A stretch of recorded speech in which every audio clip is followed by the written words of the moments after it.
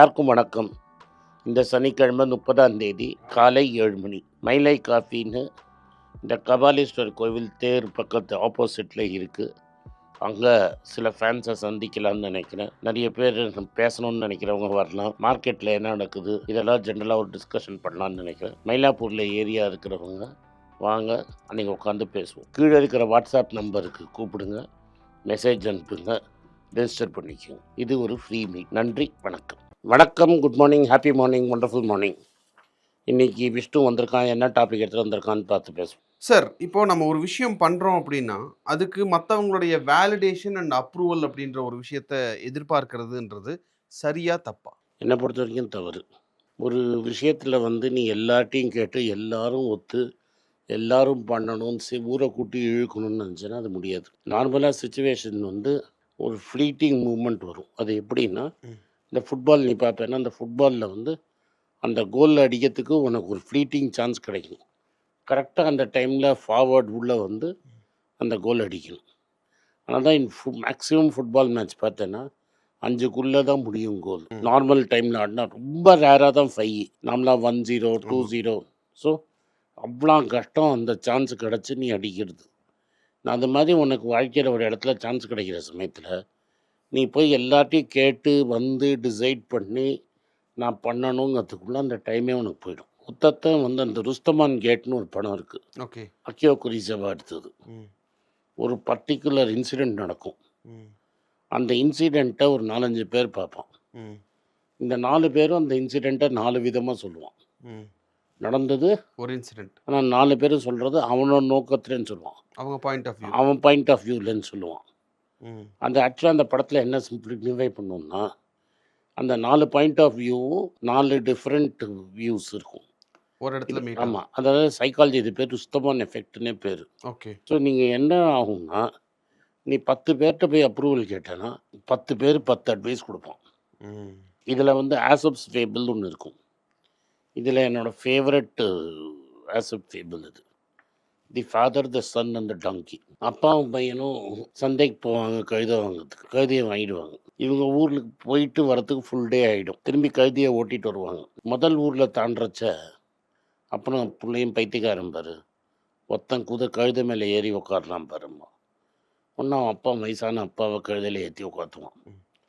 அடுத்த ஊரில் வந்தோடனே பாரு, வயசான அப்பா இந்த சின்ன பையனை நடத்தி கூட்டிகிட்டு போகிறான் பாரு, பையனை கழுதையில் உட்காரலான்னு ஒன்று அப்பா இறங்கிட்டு பையனை கழுதையை ஊற்றிட்டு அடுத்த ஊருக்கு போவாங்க. அடுத்த ஊரில் என்ன சொல்லுவான், 2 பேரும் கழுதையில் போகலாம் பாரு. 2 பேரும் கழுதை போகிறச்ச அடுத்த ஊரில் என்ன சொல்லுவான், பாவம் கழுதை எவ்வளோ சும்மா தாங்குது. ஸோ அந்த கழுதையை இவன் 2 பேரும் சேர்ந்து தூக்கிட்டு போகலாம், இல்லை கழுதை கால் வலிக்குமா.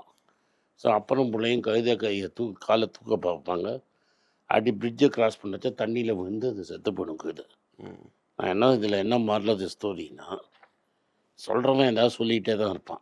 அன்லஸ் அந்த பர்சன் ஏதாவது அதில் கான்ட்ரிபியூட் பண்ண போகிறான், அவனோட பார்ட்னர்ஷிப் இருந்தால் தான் உனக்கு அந்த வேலை நடக்கும். அந்த ஆளோட பார்ட்னர்ஷிப் இல்லாமையே உன்னால் வேலை பண்ண முடியும்னா அந்த ஒப்பீனியன் தேவையே இல்லை. அந்த ஆளோட ஒப்பீனியன் வேணும், அந்த ஆளோட பார்ட்னர்ஷிப் தேவை. அப்படின்னா தான் நீ அந்த ஒப்பீனியனை எடுத்துக்கணும். So it has nothing to do with it. அவரோட எக்ஸ்பீரியன்ஸ்லேருந்து சொல்கிற மாதிரி இருந்தா சார், அது எதுக்கு எக்ஸ்பீரியன்ஸு? உனக்கு எல்லாம் தெரியும், நீ தானே பண்ண போகிற, அவர் தானே பண்ண போகிறாரா. நீ உனக்கு தெரியல, விஷயம் தெரியல, நீ போய் கேட்குறது is not seeking approval, is seeking knowledge. Okay. You are not seeking knowledge, approval. You are asking approval. நான் இதான் பண்ண போகிறேன், நான் பண்ணுறது ரைட்டா, அது நாலேஜ் சீக்கிங். அது நாலேஜ் சீக்கிங், அது அப்ரூவல் சீக்கிங். இது எனக்கு பண்ணணும், எனக்கு பண்ண தெரியாது, எனக்கு சொல்லி கொடுங்கிறது தான் நாலேஜ் சீக்கிங். ஸோ எனக்கு எக்ஸ்பீரியன்ஸ் இல்லை, நான் போய் இன்னொருத்தன்ட்ட பண்ணணுமான்னு கேட்கக்கூடாது, எப்படி பண்ணணும்னு சொல்லி கொடுங்கிறது நாலேஜ் சீக்கிங். இதான் பண்ண போகிறேன், நான் பண்ணுறது கரெக்ட் தானே அப்படின்னு கேட்டேன்னா you are asking for approval. Approval validation. Okay sir. First you are asking for approval. நான் கரெக்டானா தானே பண்ணுறேங்கிறது வேலிடேஷன். இந்த வேலிடேஷன் யாருமே தரமாட்டாங்க உங்களுக்கு. அண்ட் இது மாதிரி வேலிடேஷன் கிரேவ் பண்ணுறதுனால என்ன ஆகும்னா ப்ராப்ளமில் போய் முடியும். என்னோடய ப்ராப்ளமே லைஃப் லாங் எங்கள் அப்பாவோட வேலிடேஷன் எதிர்பார்த்துருந்தேன். என் பையன் பெரிய ஆள், என் பையன் கரெக்டாக தான் பண்ணுறான், என் பையன் போகிற பாதை கரெக்டுன்னு. கடைசி வரைக்கும் எங்கள் அப்பா மூஞ்சிக்கு நேரம் அவர் சொல்லவே இல்லை. ஓகே. ஆனால் பின்னாடி சொன்னாருங்கிறது வேறு விஷயம். அவர் ஃபேஸ்புக்கில் கடைசியிலே எழுதின லைனும் அதுதான். பட் நான் எதுக்கு சொல்ல வரேன்னா, but all my life I was looking for validation. But அந்த வேலிடேஷன் தேவையே இல்லைங்கிறது தான் உண்மை. இது எங்கள் அப்பாவோடய நான் சொல்கிறேன். எங்கள் அப்பாட்ட நான் பணம் கேட்கல. எங்கள் அப்பாட்ட நான் நீ வந்து பண்ணுன்னு கேட்கல. அது ஃபெயில் ஆகிடுச்சுன்னா நான் ஜெயிலுக்கு போக போகிறதில்ல. எங்கள் அப்பா வந்து கேட்க போகிறதில்லன்னா நான் எதுக்கு போய் எங்கள் அப்பாவை கேட்கணும்? நீ போய் எல்லாரையும் கேட்கறதுக்குள்ள அந்த பர்டிகுலர் விண்டோ ஆஃப் ஆப்பர்ச்சுனிட்டிங்கிறதே முடிடும். அப்போ அந்த இடத்துல ஒரு கரேஜ் தேவைப்படுதில்ல சார், நான் பண்ணுறது சரி அப்படின்னு. ஆமாம். அப்புறம் நான் தெரியலன்னா, if you do not have the courage of conviction that நான் பண்ணுறது கரெக்டு அப்படின்னு உங்களுக்கு கரேஜ் ஆஃப் கன்விக்ஷன் இல்லைன்னா நீங்கள் பண்ணவே முடியாது. எப்படி பண்ண முடியும் சார்? அப்போ அந்த கரேஜ் ஆஃப் கன்விக்ஷன் நீங்கள் சொல்கிறது பெட் எடுக்கிற மாதிரி தானே சார்? பெட்டே கிடையாது. எனக்கு இது நடக்கும் அப்படின்னு தெரியும். இப்போ நீங்கள் எண்ணி ஸ்டாக் எடுங்க. நான் சொன்னதில் நான் வாங்கினது பல்லதில் 90%க்கு மேலே லக்கி ஹஸ் டன் வெல். எனக்கு தெரியும்ல அது. நான் போய் யார்ட்டையும் வேலிடேஷன் கேட்க முடியாது. நான் இப்போ நாட்கோக்கு வேலிடேஷன் கேட்டதான் நான் பைத்தியக்காரத்து. நாங்களே உங்ககிட்ட தான் வேலிடேஷன் எக்ஸ்பெக்ட் பண்ணுறோம். ஆமாம். ஸோ எனக்கு எப்படி எனக்கு வேலிடேட் பண்ண வேண்டியது ஒரே ஆள் தான். இன்றைக்கி நான் முடிவு எடுத்தேன்னா அடுத்த 2 வருஷத்துக்குள்ளே மார்க்கெட் அதை வேலிடேட் பண்ணணும். பட் மார்க்கெட் வேலிடேட் பண்ண அப்புறம் நான் வாங்கணும்னா என்னால் வாங்கவே முடியாது. பஸ்ஸு போயிடும். At the end of the day மார்க்கெட்டில் நான் 100 பேரை கேட்கலாம் நான் பண்ணுறது ரைட்டாக தப்பான்னு. 3500 ரூபாய்க்கு நான் 1000 பேரை கேட்டிருக்கலாம் தங்கம் வாங்கினது ரைட்டாக தப்பான்னு. நான் வாங்கினது ரைட்டுங்கிறது வேலிடேஷன் எப்போ வரும்? அது 10,000 ரூபா தாண்டினப்புறம். அதுக்கப்புறம் அது 15,000 ரூபாலேருந்து 12,500 கீழே இறங்காதுன்னா இறங்கல. அதான் வேலிடேஷன். பட் நான் போய் 2015 போய் நான் இன்னொருத்தர் வந்தார், உங்களுக்கு நம்ம 2 பேருக்கு தெரிஞ்சவர் தான். டிவியில் வாங்கியிருந்து அவர் தங்கம் வாங்குறதே வேஸ்ட்டுங்கிறாரு. அன்றைக்கி அவர் வேலிடேஷன் கொடுத்தா தான் நான் தங்கம் வாங்குவேன்னு நான் சொல்லியிருந்தேன்னா நான் என் கதி என்ன இருக்கும்? ஆப்பர்ச்சுனிட்டி போயிடும். So once market will tell you in time whether you are right or wrong. அதை தான் நீ பார்க்கணுமே தவிர நான் போய் எங்கள் அப்பாவை கேட்கணும், எங்கள் அம்மாவை கேட்கணும், ஆட்டுக்குட்டியை கேட்கணும், என் கேர்ள் ஃப்ரெண்டை கேட்கணும், அதெல்லாம் வேலைக்கே ஆகாது. நம்ம லைஃப்பை நம்ம தான் வாழணும். நம்ம லைஃப்பை நீ டிசிஷன் எடுக்க வேண்டியது நீ. எடுக்கலையா இல்லையாங்கிறது எடுக்க வேண்டியது நீ தான். Okay sir, thank you sir. Thank you. நன்றி, வணக்கம்.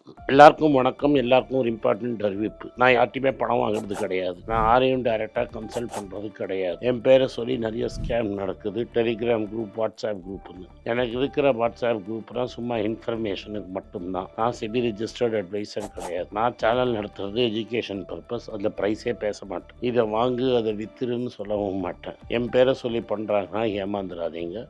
நன்றி, வணக்கம். எல்லாருக்கும் வணக்கம். குழந்தைங்களுக்காக ஃபைனான்ஷியல் லிட்ரஸி, மணி ஃபார் நத்திங்னு 2வது பார்ட்டு. அண்ட் இதில் வந்து செக் எழுதுறது எப்படி, டெபாசிட் ஸ்லிப் எழுதுறது எப்படி, பணம் எப்படி வந்தது, பார்ட்டர்லேருந்து டிமானிட்டைசேஷன் வரைக்கும் எல்லாத்தையும் கவர் பண்ணியிருக்கோம். உங்கள் குழந்தைங்க அப் டு ஏஜ் 10-12க்கு ரொம்ப யூஸ்ஃபுல்லாக இருக்கும். இந்த புக் இப்போதைக்கு ஒரு ஸ்பெஷல் ப்ரைஸில் 450 ரூபாய்க்கு கொடுக்குறோம். இதை யூஸ் பண்ணிக்கோங்க. நன்றி, வணக்கம். moneypage.com வெப்சைட்டை சப்ஸ்கிரைப் பண்ணுங்கள். ஒரு வாரத்துக்கு 4 ப்ரீமியம் ஆர்டிக்கலும் ஃப்ரீ ஆர்டிகல்ஸ் ஒரு 10லேருந்து 15 நாங்கள் போடுறோம். இது சப்ஸ்கிரிப்ஷன் ஒரு மாதத்துக்கு 99 ரூபா தான். இங்கே சொல்கிற கான்செப்ட்ஸை கிரேட்டாக எக்ஸ்பேண்ட் பண்ணி போடுறோம். நீங்கள் படிச்சிங்கன்னா உங்களுக்கு யூஸ்ஃபுல்லாக இருக்கும். நன்றி, வணக்கம். குழந்தைங்களுக்காக ஒரு புஸ்தகம் லான்ச் பண்ணோம். அது ரொம்ப சக்ஸஸ்ஃபுல்லாக இருக்குது. யாருக்கெல்லாம் அந்த புஸ்தகம் போகணுமோ எங்கள் டீமுக்கு கான்டாக்ட் பண்ணுங்கள். கீழே இருக்கிற நம்பர்லேயும் வெப்சைட்லேயும் கான்டாக்ட் பண்ணிங்கன்னா உங்களுக்கு அந்த புஸ்தகத்தை நீங்கள் வாங்கிக்கலாம். மற்ற எங்கள் புஸ்தகமும் அவைலபிள். எங்கள் வெப்சைட் மூலமாகவும் வாங்கலாம். கீழே இருக்கிற வாட்ஸ்அப் நம்பர்லேயும் மெசேஜ் அனுப்பலாம். நன்றி, வணக்கம்.